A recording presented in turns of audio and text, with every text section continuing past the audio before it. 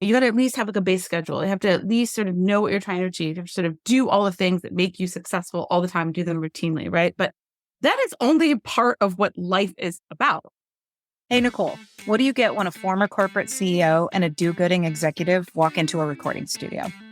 Well, Erin, nothing, because the two of us are usually on my couch or Zoom, because wine. You get a podcast created for Gen X women who are bought into the corporate world, but fed up with the BS. I know. It's how to thrive the 9 to 5 or 6 or 7. It's career therapy. It's comedy. It's definitely full-on authenticity. Basically, we give you tangible strategies to rise in your career without compromising everything else. Because work doesn't have to suck.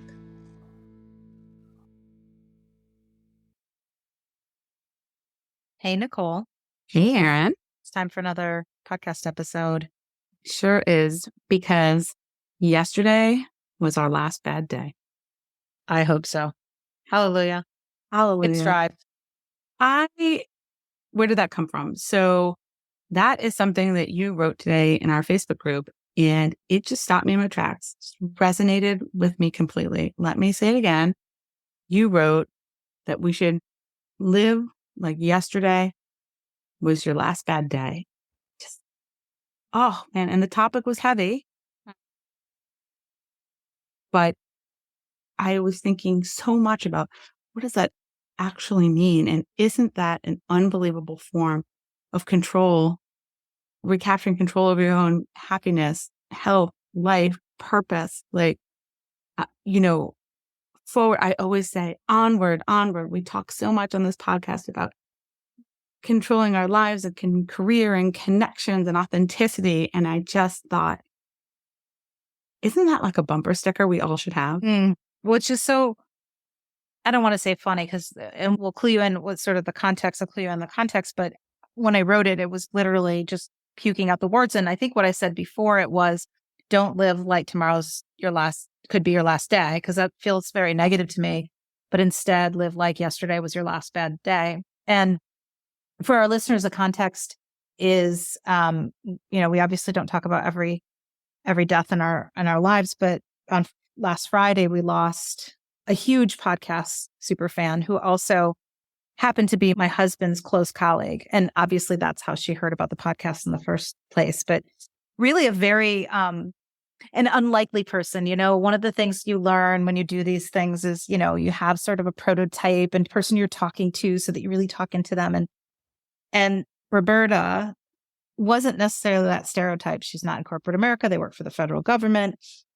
She's sort of a homegrown girl doing like a big girl job, but just a real regular salt of the earth, salt of the earth, positive. And I'll never forget when my husband came home one day, 3 or 4 years ago, and the podcast had been out a while, and he looks at me, he goes, "Roberta listens to your podcast." And I was like, "She does," almost disparagingly, like, "Oh God, I have to live with you in the office." Yeah, too. like, what do you say about me? Luckily, he never worries about that or asks, and I'm pretty good about that. But she, not only had she listened to an episode, but we found out like months or years later that she had, at one point, we were well over 100 episodes, and she had listened to every single one, and she was. Some multiple times. She was such an authentic supporter. They truly spoke to her. She got to meet Nicole, unfortunately, at my father-in-law's funeral, but was so excited to be able to meet her, and was such a light at a moment of sadness and a hard scene to engage in. And we just had a beautiful connection. We sat in the back of the room and talked for well over an hour. And I just, as I mentioned today, Erin, the thing that struck me is not just how much she listened, but how much she truly heard. She would share with me things that we said or topics that we had brought up that she had somehow managed to connect to or act in their own life. And I thought, I need a podcast primer here. I can't remember what I say in a given day. Christ, we offer you another unpaid job, Roberta? Another unpaid job like yours and mine. Well, yeah. And I think it just also, and I know I want to talk about your reflections and sort of how that hit you, but I think in all sincerity, we don't talk to you as a bunch of people. We talk to you as a human being, and all of you that listen, whether this is your first time popping in and you're like, what in the hell is this about? Why is it so dark? Nobody, like the description didn't say death and darkness. Suck. Yeah. Or you've listened to everyone like Roberta. It really is a community. You've said this a million times over, Nicole. That's how we think about it as we grow it slowly, sort of brick by brick. And losing Roberta, I mean, not only was it was really tough on my husband because he works in basically a lab with 5 people, and she is one of those 5 people. So you can imagine for the last 8 years, this is somebody he sees more than me, basically, right? Yeah. They're and she is like the polar opposite of him personality wise too. So polar opposite, but he really recognized, I think, before her passing, but even more so after that, how much she balanced him out, and that he can sometimes be that kind of person that if you don't think the way I do or do it the way I do, because he is very good at his job and very particular, then you're not doing it right. And how do I know this? Because I live it. Like that is sometimes how it is at home.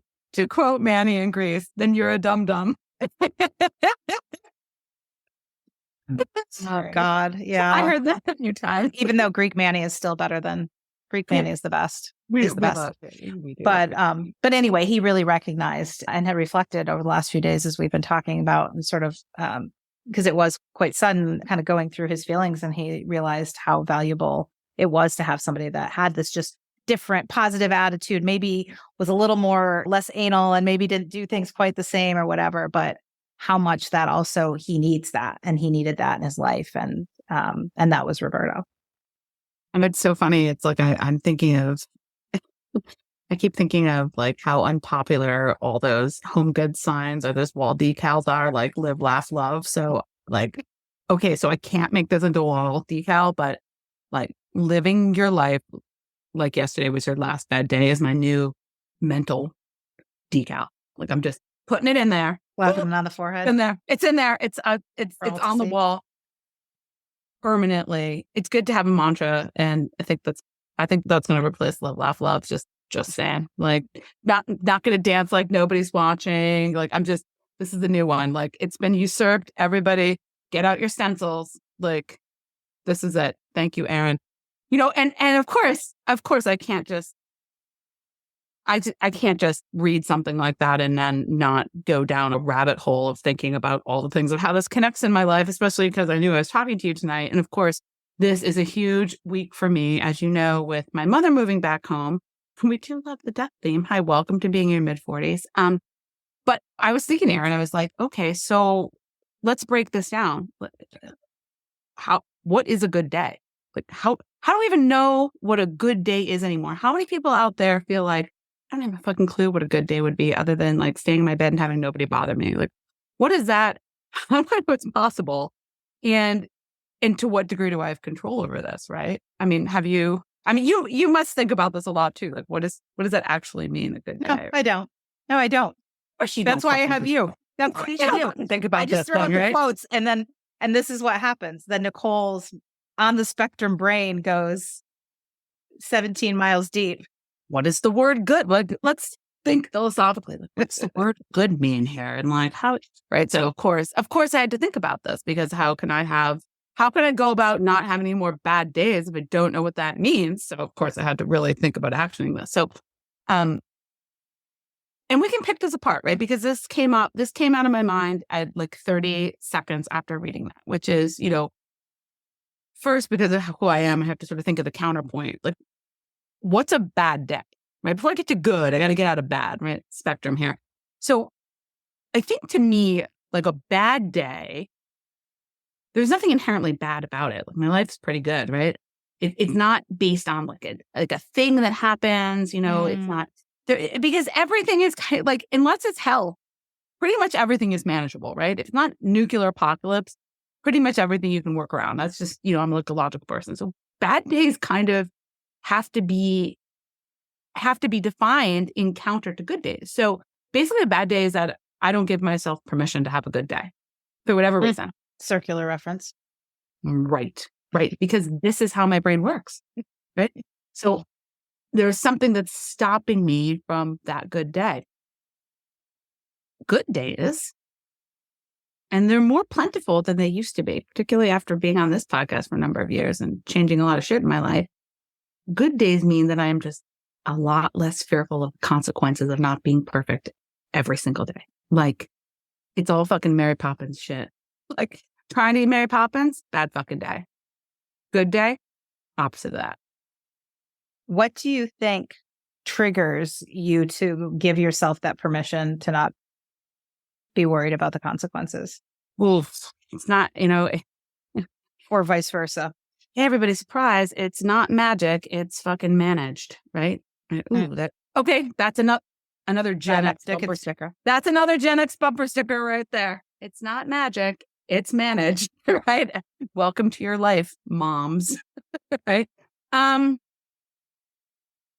about this a little bit, right? I think what has happened for me is like, I have this kind of inability to set reasonable priorities about daily life. So like my expectations of my life, and then already maybe too big, which is why I've always talk about, you gotta at least have like a base schedule. You have to at least sort of know what you're trying to achieve. You have to sort of do all the things that make you successful all the time, do them routinely, right? But that is only a part of what life is about. Like the other part of life, right, which you sometimes feel like you can't control, it, like other big bonus priorities that come in, like other big stuff is happening, right?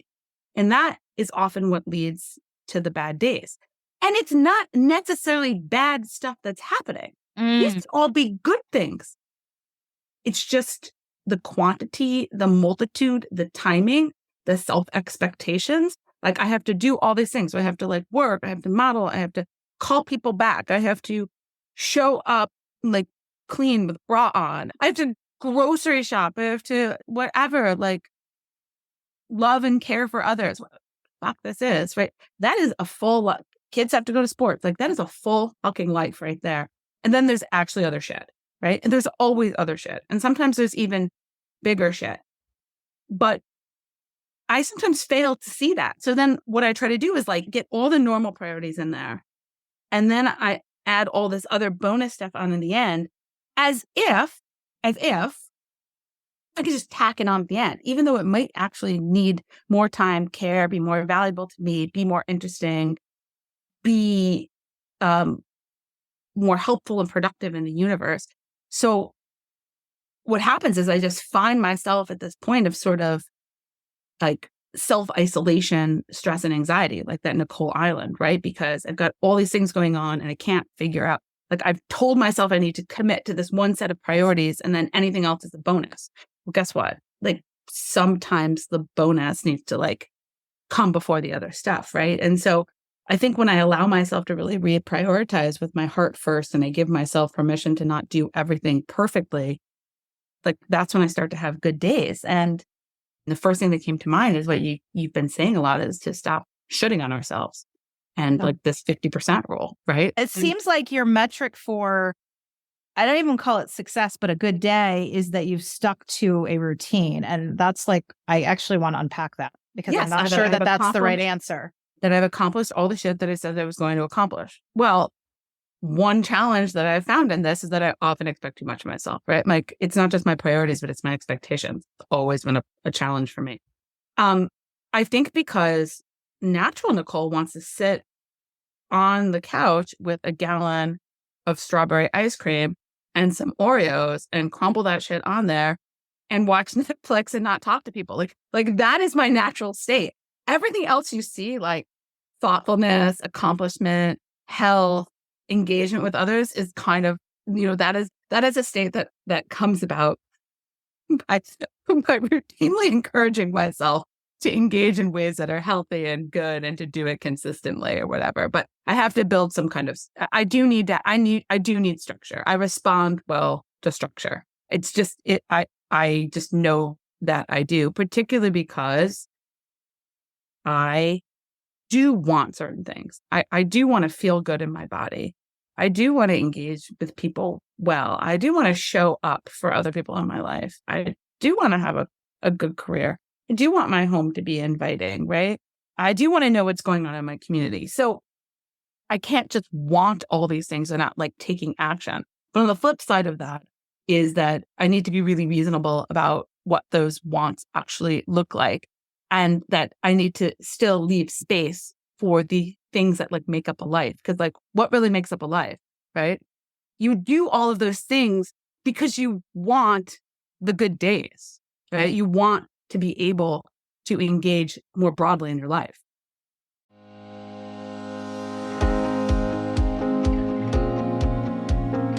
Hey, Erin here. So I know we talk often about this concept of authenticity as a secret weapon to success. I swear to you, my authenticity was literally the number one thing that helped me become both the CEO of a 9-figure company at the age of 42, but also that helped me lead an insanely successful financial and cultural turnaround of that same company. But I get that authenticity as a secret weapon kind of sounds fluffy, like fluffy unicorn doo-doo that leaves you wondering, what do I actually wake up tomorrow and do differently without looking stupid or getting fired? This is exactly why I put together the Authenticity Playbook for you. It gives you 10 plays or really thought starters that are simple, actionable things that will help you up your career and leadership game. To get your free Authenticity Playbook, go to beauthenticinc.com/playbook. Again, that's beauthenticinc.com, just the letter B, authentic.inc.com/playbook. Or to make it simple, just scroll down to the show notes and we've got you covered with a link there too. So what if, try this on for size, the routine is the strategy because that's what works well for you. But routine is not the metric for success of a day. I think that's actually exactly where my brain is going. So, I'll give you an example because I think we're going in the same direction, which is good, right? So why is it that this week, why is it right now where I'm having one of the craziest weeks of my life that I'm not sitting on Nicole Island? I think it's actually because, and some of these lessons have come from a prior conversation, but I think there's actually a reason for this, right? So my mom is moving back this week, as you know, and I'm going down to pick her up with my brother in Delaware and to move her back. And this is a really big deal. She's leaving the last home that she had with my father, a lifetime of memories. For her, they're very tied to location. They're very much forged in the fire of that place and that relationship together. They're not living in the ether yet, right? Like it's very physical to her. Sure. And she's a very traditional person. She's coming back to Connecticut to sort of restart her life. And it is exciting, but it's also a lot, right? And so like I wake up on Monday morning and I'm also in charge of the office this week because the boss is out. I have a couple modeling gigs. I'm feeling like, oh shit, I'm letting myself go to shit because I'm so worried about all this other crap. I have a million things on my plate. Now I got to somehow manage to take off the 2 days plus a weekend to go move my mom, right? And what I'm thinking about on Monday morning, I'm stressed out of my mind is I'm thinking about all the regular I'm thinking about the logistics, right? Yes. Just the logistics. I'm like, I got to get there. I got to get her back. Like, we got to drive to New York. There's going to be traffic. I've heard you say, I have to have her house clean. I have to have the food in there. Like, it's sort of perfect, right? It's literally, Erin, not kidding. It's noon on Monday, and I have already said to 3 people, I'm having a bad week. It's noon on a Monday. I'm like, I'm having a bad week. Really? Like, what external factor is making me have a bad week? None. No external factor. In fact, you probably are sitting here thinking your mom is moving home. She's going to be living in a beach house across the street from your brother. Like, it's going to be this wonderful thing. Like, someone might be thinking like, this kind of sounds like it could be fun. Like, wow, easy Thanksgiving, everybody. Like, and Erin, that's actually in the back of my head. Like, I know this, but I cannot get there, right? I cannot get there. And let me tell you, why am I feeling differently? Because I read what you wrote on Facebook about yesterday being the last bad day. And I thought to myself, what am I doing? Like, I am creating a bad day for myself, right? What are the ways in which I can retain some control? I think that's the power that is that saying that I didn't even know, because like I said, I spewed it out in passion, but I think that is the power that I feel in it now that I reflect on it, and that you do too, is that you control that. And I once heard a motivational coach. I did sort of like, I watched a speech or a program or something, and I don't remember 99% of what he said, but the one thing that stuck with me was that you have to continually ask yourself, am I feeling sad or happy? And I think we've talked about this before, but he literally made it binary, which normally you and I are like, we hate binary. But in that moment, and I remember the first time I applied it, I was driving Mick to hockey, which takes up all this time. It's like 2.5 hours of my life, right? And I'm like, and then I asked myself that question.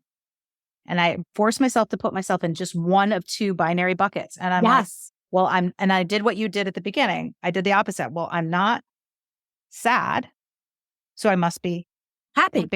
Right. But exactly, like, what is the most important thing when I think about this? It's not the logistics. It's not even getting my mom's sweet ass car through New York City in traffic, like rush hour traffic. It's not the emotional conversations we had. It's not even the, like, getting the closing done or making sure that I show up with a smile on my face and a thank you gift for the people we're staying with. The most important thing, that I show up with an open heart and an open mind. And then I am there for my mother, whatever she needs. This is not something Nicole has done. Like, I am very much my father's child, which I will take care of the logistics and then everything else will work itself out. No, what my mother needs is, she needs emotional support. She doesn't just need transportation. She needs, in fact, that's the thing that, you know, and you talked about prioritization. I think maybe also you, me, everybody, you, listener, get stuck in prioritization of actions versus prioritization of end goals. And when I say end goals, I don't mean necessarily even produced outcomes, but you're not talking about like objectives. Like, right. Yes. Like, what is the number one thing for this week? It is for your mom. It's the vibe. It's for your mom to come home through this very ceremoniously heavy change in her life. It's like, and it's not going to be ice cream in the refrigerator that solves that. It's not going to be a perfectly clean house or perfectly clean car. It is going to be that when you do show up, that you've committed, that you're going to go into the happy bucket. You're going to binary pick. You're going to pick and choose one of the two. And I'm going to let her have her feelings. I'm going to let her have her time. Like, I'm not going to try to solve everything. I am not just a bus driver. I'm not just a chauffeur. And I was going into this thinking about, like, I'm the chauffeur. Like, my brother's kind of in charge. I just need to do all the things. And of course, some of that also felt out of my control.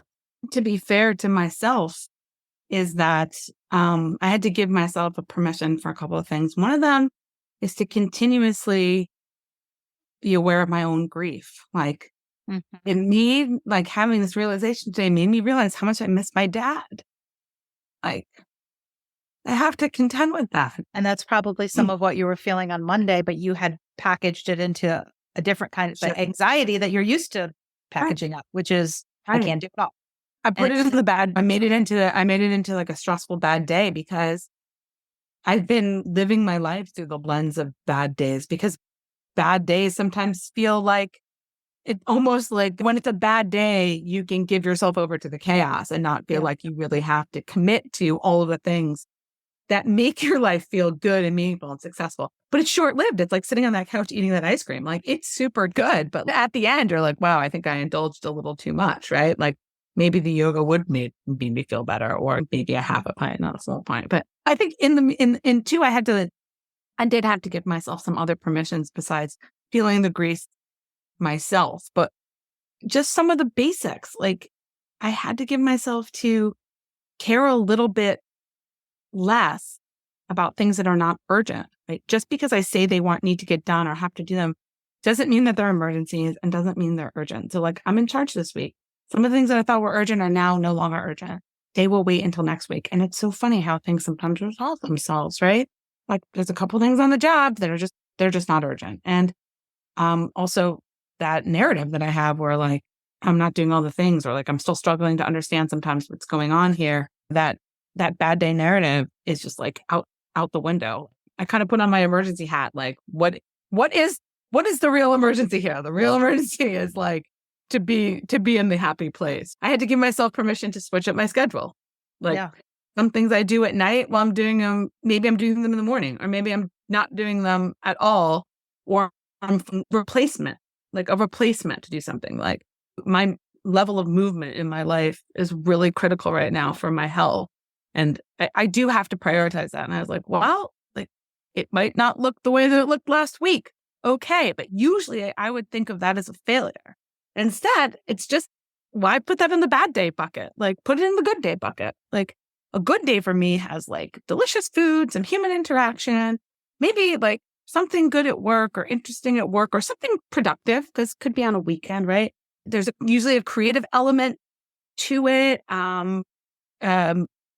There's something meaningful. Maybe there's even a couple of routine tasks or some to-dos that I take care of. That's a lot of things already, right? So, well, and if you do them though to the point where you say like it has to be done a certain way all the time because that is success, and I've seen that model of success work for others, you know what that does? That kind of puts me in the bad day bucket. And I don't want to be there. I want to ask for help. Well, and you shift expectations. You brought this up when we were doing a little bit of planning, and it does, like the 50% rule, which is just the Cajun spice I sprinkle on every freaking thing, which says in many ways you can rate the 50% rule however you want. But in this instance, I would say having a routine, if that helps you, great. But 50% rule it. Some days you're going to have that. It's going to be in your toolbox. It's going to be the thing that helps you feel better and have a super great day. But back to the fact that like half the time it might not happen. And that's not the metric. That is a strategy, not the metric for your success. I totally believe that. I think that's so true. And I suck with like routines because I'm constantly bringing in like new information. And I'm constantly getting myself into shit. So I think that's part of it too. So I think you need to question and explore different ways for you to have not bad days, to have these good days.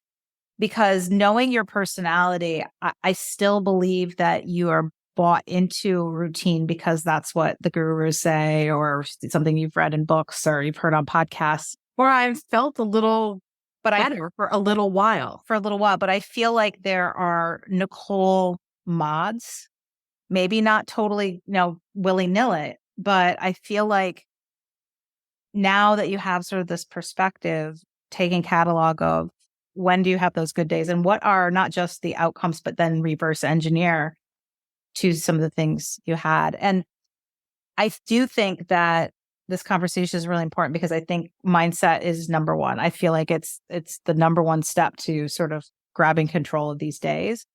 And then I think we talked about I recording a follow-up to this because I don't want to dismiss your mindset and your feelings and your situation. What you're juggling, of course, is different than my perspective because I'm not juggling a mother that's moving, but I'm juggling kid stuff. And I don't want to say they're totally the same thing. No.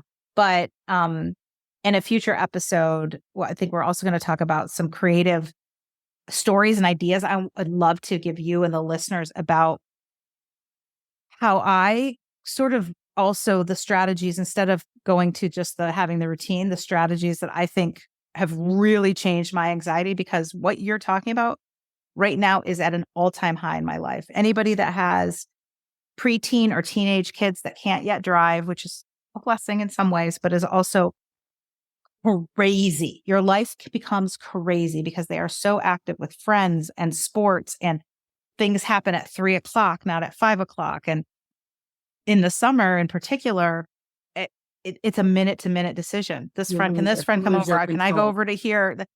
And I will tell you that I have I have some really great things that have worked for me that I think are somewhat creative that had totally changed my mindset. Like when Mick has practice, I used to just dread it. And now I'm excited because I'm like, oh, that gives me an hour and 20 minutes of just focused time on XYZ. So I think, 2-part series. One, it is about that mindset and really committing to the last day being your last bad day. And to your point, it's about you saying, I can control that. I can control For the most part, right? Right. Barring any major tragedies. Right. And then it's about also finding and curating and I feel like I've curated maybe my own version of what you're calling routine. And so I'd love to share that in another episode. Again, just as stories and inspiration. That doesn't mean that's going to work for you or it's going to work for other people. But I feel like in the last year or so, I've really sort of been able to kind of reduce that anxiety through some things that I've been doing. And Erin, I'll tell you, like, I made the Mary Poppins reference at the beginning, like, about the perfection. I'm like, even her tagline was practically perfect in every way, right? I mean, she left some room for imperfection. So this is my type 1 Enneagram, wanting to control everything, be like the arbiter of justice and everything. Like, I know who I am now, and I think that's a good thing. Sometimes I just have to remind myself I have more tools in the toolbox than I used to. And I thank you for making sure that something that felt like not just a bad day, but maybe a bad week helped me. Just something that quick little mental wall decal, Forehead wall, that little bumper sticker, just remind me that this isn't magical. It is managed. And we can create our good days. We have to create our good days. Our default should be good days and not bad days. Yeah. And can I just tell you something really quickly funny before we go about how flexible I truly am? Truly am. Flexible or flexible? How flexible I am. But it's trash night, which means like at 8:00, I take the trash out because I have a competition with my neighbor about who takes it out first. She always fucking beats me.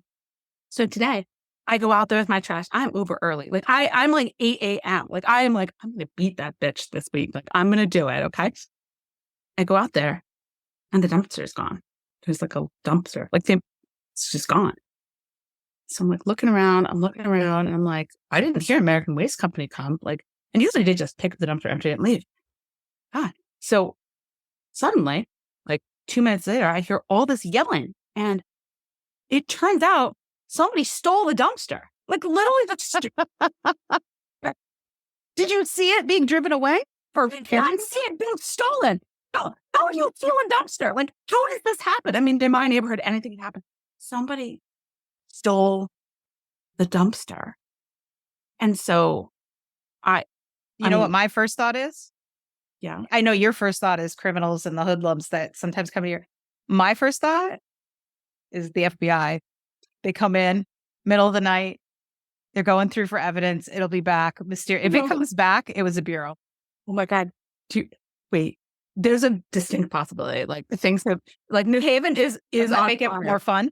Yeah, it is. It is possible that it was taken for evidence. They alongside that, they have about a couple of bras that I just threw out and got and a bunch of coffee mugs that God knows what they think that I'm up to these days. But maybe that's it. Maybe it got taken. And I will just plug, we're watching a great show right now because not only do we live it real life, but we also watch shows about it. But we found the show on Max, the new HBO Cinemax combined app. Yeah. So it's it's like the old, Cinemax. And the show for our listener and for you is called Declassified.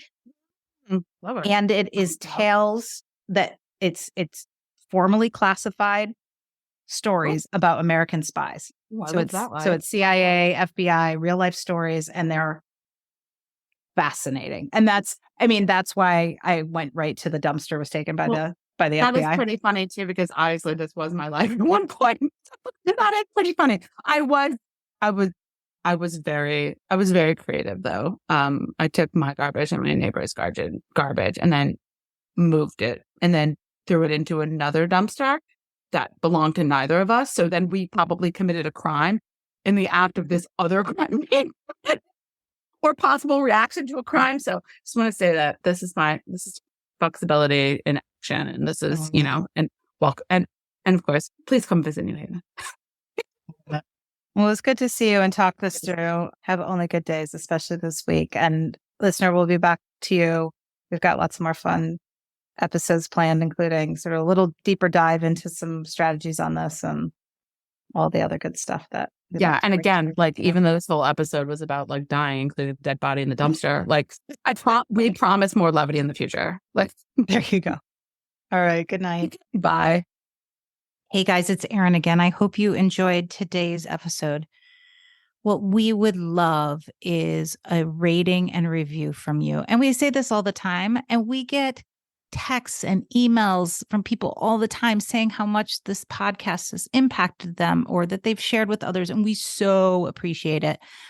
But we want this podcast out to others. And the more reviews that we get, the higher our ranking, which means the more people see it, which means the better guests and the better production and money we can put into this thing for you. So if you can write a review from now until September 18th, so Friday, all you have to do is write that review on whatever podcast app you use. Google it if you don't know, and simply take a screenshot and send it to hello@beauthenticinc.com. That's hello at just the letter B, authenticinc.com. Shoot that our way, and we're going to put you into a drawing to spend an hour coaching with me. And I'm telling you, rock your world and help you propel. So go do that rating and review now before you forget. Hey, it's Erin. Look, I'm not sure if you're a book kind of person, but if you are, and you're looking for a self-development-y type book that isn't stuffy and snoozy, I sincerely think you'd love my book, You Do You-ish. I tossed aside the standard BS most nonfiction books dish up, and instead, I give you real, sometimes tough love coaching on how to think about getting the career you deserve without working harder. It'll reframe how you think about the concept of authenticity in the workplace. It'll be sure that you hear and rewrite your sucky songs and walk you through my humans framework, the 6 principles of strategic authenticity. Since it's been rolling now for over 2 years, and it has over 130 Amazon reviews and a 4.9 rating, I can say with complete sincerity, I really think you'd love it. You can buy a copy by searching You Do You-ish on Amazon, or head to the show notes for a direct link.